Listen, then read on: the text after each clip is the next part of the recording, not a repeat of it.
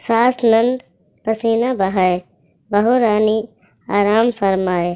रागिनी राजीव के कंधे का सहारा लेते हुए अपने कमरे की ओर धीरे धीरे बढ़ रही थी। रागिनी की चिंता स्वाभाविक थी। पैर में मोच के बाद वो सीधी भी चल नहीं पा रही थी। दर्द भूलकर उसके दिमाग में सिर्फ आने वाले दिन के काम घूम रहे थे। तुझे भी भगवान आज का दिन ही मिला था मुझे छोड़ देने को। दीदी भी कल आ रही हैं मम्मी जी, और उन्हें यही लगेगा काम न करना पड़े, इसलिए महारानी बहाना लेकर बैठ गई। राजीव मैडम क्या मन बड़बड़ा रही। दूसरा पैर तो सही है, उस पर भी जोर डालो। सारा का सारा वज़न मेरे कमज़ोर कंधे पर डाल दिया। रागिनी गुस्से से लंगड़ा कर खुद चलने लगी।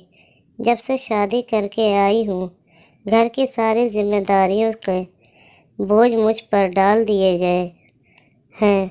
मेरे कंधे तो अंजुबा सीमेंट के बने हैं। रागिनी चिड़चिड़ करती हुई अपने कमरे में चली गई। राजीव पत्नी की परेशानी समझ रहा था, लेकिन ना तो बहन को समझा सकता था ना माँ को, क्योंकि माँ बेटी दोनों ही स्वभाव की गर्म। सुमित्रा जी बेटी गीता के आने पर वैसे ही बहू की परेड लगा देती थी। रागिनी को पेन किलर लेने के बाद दर्द में तो राहत थी, पर दिमाग में उठ रहे उस बवंडर का क्या सोच सोचकर दिमाग खराब हो रहा था। छोले भिगो दिए हैं, कल भटूरे न बनाकर रेडीमेड कुलचे मंगवा लूँगी। दही बड़ों के लिए एक्स्ट्रा दही जमा दी है। नाश्ते में नूडल कमला से बनवा लूँगी। मीकू टिंकी आते ही फरमाइश करेंगे, मामी नूडल बनाओ। बस मम्मी जी सुबह मेन्यू में कुछ और ना ऐड करें, नहीं तो मेरी हालत ख़राब हो जाएगी। रागिनी ने सब सोचते हुए बेड उठाया। अब रात को किसको फ़ोन लगा रही।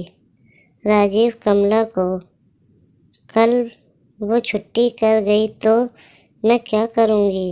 रागिनी घबराते हुए, यार तुम औरतें कितनी नेगेटिव होती हो, सब गड़बड़ ही होगी, ऐसा क्यों सोचती हो।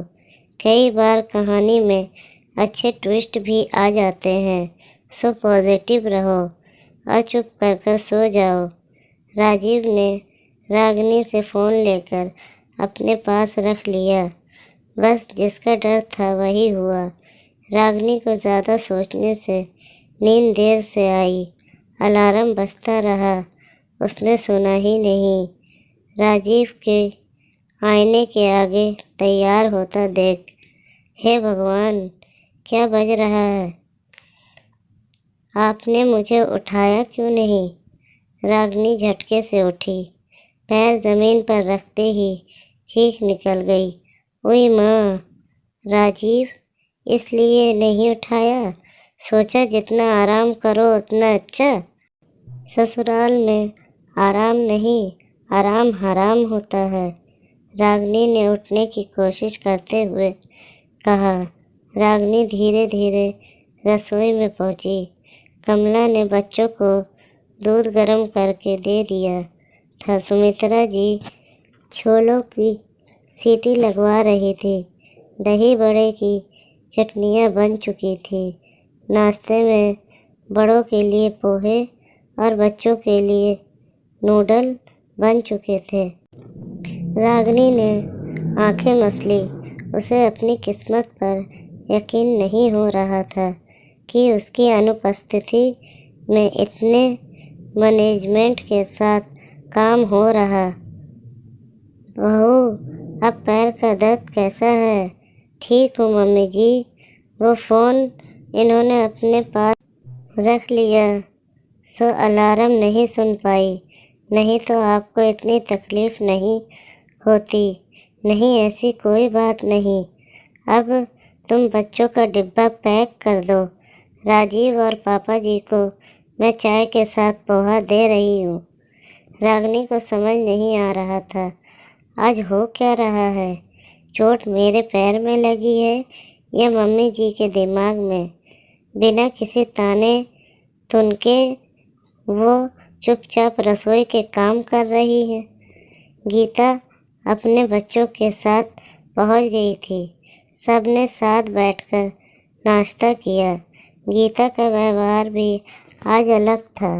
वो भाभी भाभी चिल्लाने के बजाय अपने बच्चों को खुद ही सर्व कर रही थी।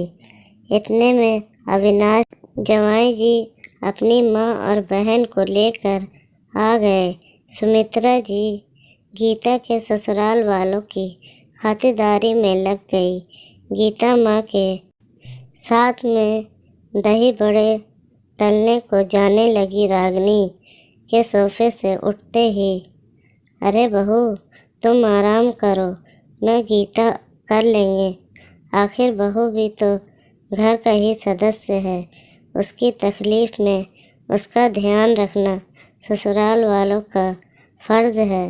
और नहीं तो क्या भाभी, मैं तो जल्दी इसीलिए आई थी कि माँ की कुछ मदद करवा दूँ। आप बैठो, नंद का भी कुछ फ़र्ज़ होता है। हमेशा तो आपसे सेवा लेती हूँ, कभी मुझे भी मौका दो। रागिनी असमंजस की स्थिति में थी। ये मेरी चोट का असर मेरी सास नंद के दिमाग पर हो गया क्या? रात में इतना कैसे सुधर गई? एक रागिनी के चेहरे के भाव पर राजीव के पास आया, कान में बुदबुदाया, कैसा लगा ट्विस्ट? मज़ा आ रहा है ना? तुम ठाठ से बैठी हो। दीदी और मम्मी रसोई में। सचमुच मज़ा तो बहुत आ रहा है, पर ये कैसे संभव हुआ? रागिनी उत्साह से, ये सब पापा जी का दिमाग है। मुझे बोले बहू को बोल, ज़्यादा नहीं सोचे, मैं सब मैनेज कर लूँगा। उन्होंने अविनाश जी को फ़ोन कर दिया कि बहन की सगाई की अंगूठी की शॉपिंग मैं मेरे जानकार से करवा दूँगा। अच्छा डिस्काउंट भी मिल जाएगा। आप बहन और समधन जी को यहाँ ले आइए। जलपान के बाद मैं आपको लेकर चलूँगा। पापा जी जानते थे गीता अपनी नंद के सामने आदर्श नंद और मम्मी अपनी समधन के सामने आदर्श सास का उदाहरण प्रस्तुत करेंगी, जिसका फ़ायदा मेरी घायल बहू को मिल जाएगा।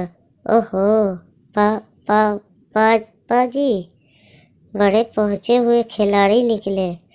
अब समझ आया मुझे ये ट्विस्ट। पहुँचे हुए खिलाड़ी नहीं बहू, इसे अनुभवी खिलाड़ी कहते हैं। ससुर जी ने राजीव रागिनी के पास आकर कहा। जहाँ एक तरफ सुमित्रा जी गीता रसोई में पसीना बहा रहे, वहीं राजीव रागिनी पापा जी अविनाश की फैमिली के साथ शादी ब्याह की शॉपिंग की बात करने लगे। धन्यवाद दोस्तों। कई बार ज़िंदगी में हम कई बातों की ज़रूरत से ज़्यादा टेंशन ले लेते हैं, जबकि वह आसानी से सुलझ जाती है। कैसा लगा आपको मेरी कहानी का ट्विस्ट? कमेंट कर ज़रूर बताएं। आपकी दोस्त नाज स्टोरी। अगर आपको ये कहानी अच्छी लगी तो प्लीज़ चैनल को सब्सक्राइब करें, बेल आइकन को दबाना ना भूलें, ताकि अगली स्टोरी सबसे पहले आप तक पहुँचे।